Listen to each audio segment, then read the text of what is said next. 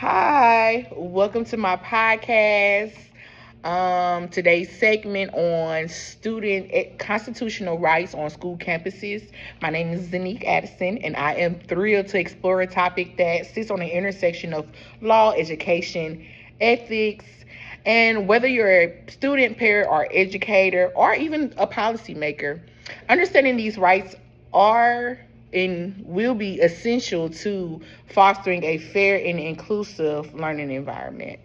A few things we'll go over will be like historical and legal framework. We'll get into that, as well as like school setting and legal variations.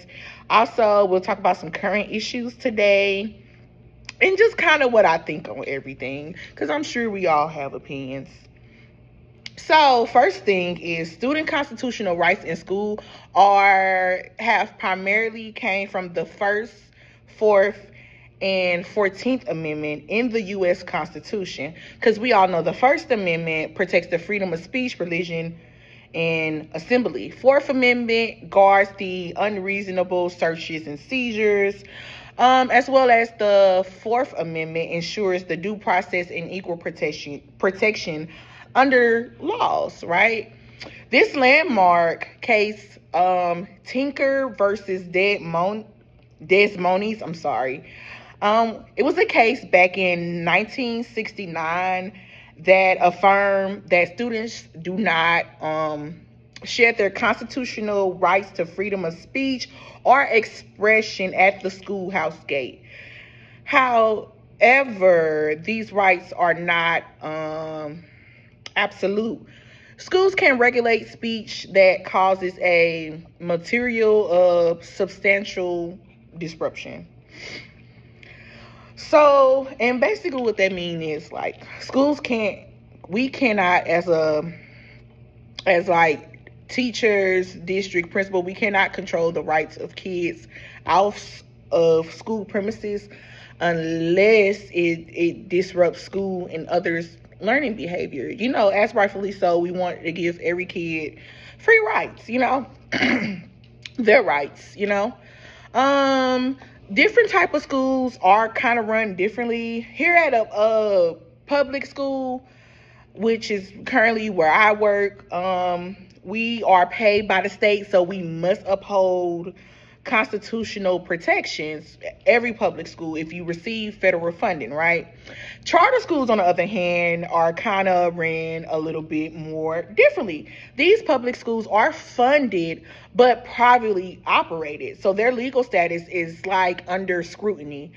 A current Supreme Court case involving Saint Isidore of several Catholic virtual schools questions whether charter schools can be religious and still receive public funding.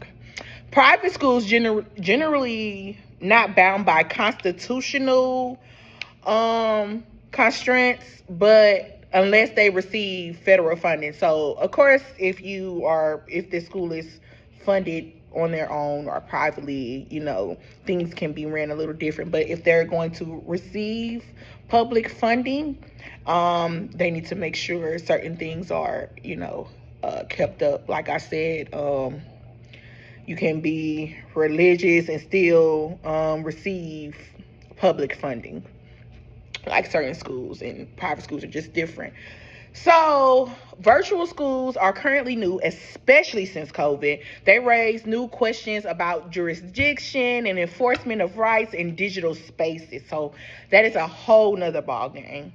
As well as the state action determines whether a institution must follow constitutional rules if charter schools are deemed private. Students may lose protections like due to process and freedom of speech. So again, if you're private and they're not funded and they're privately funded, it can be. So, like, you know. Also, other current issues we might have in today's time is like social media. Everybody's saying what they want to say on social media, as well as students. So that could be one issue today. And one of the issues that is that was dealt with in 2021. The Supreme Court case involved a cheerleader. They got suspended for posting a profane message off of campus. They wasn't at school, but the court ended up ruling in her favor that they only have limited authority over off-campus speeches, as rightfully so. You don't want to control a child's whole life, okay? Two sides of this debate, right? So you have supporters of student rights argue off-campus speech is private and protected under the First Amendment. And then you have school administrators that contend that harmful and online behavior like bullying, threats, or anything like that can disrupt school environment and should be regulated.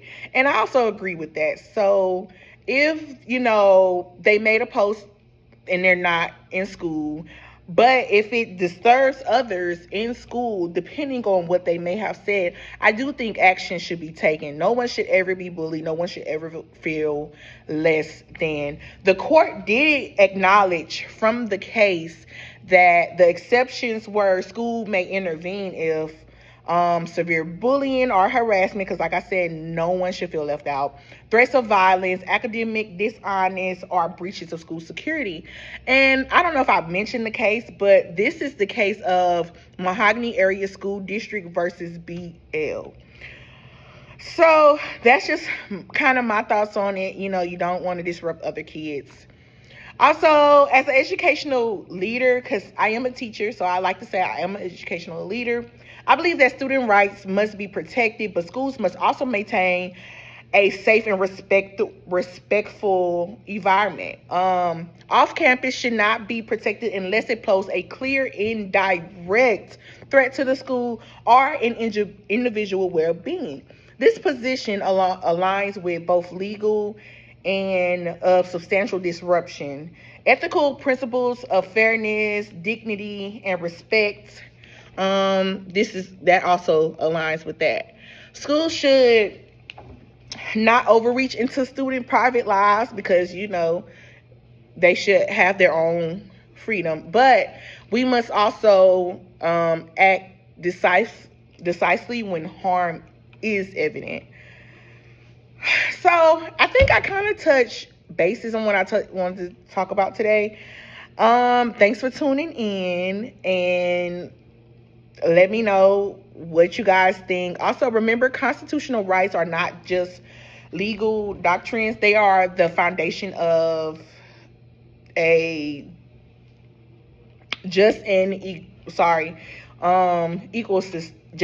equitable ecosystem. Educational system.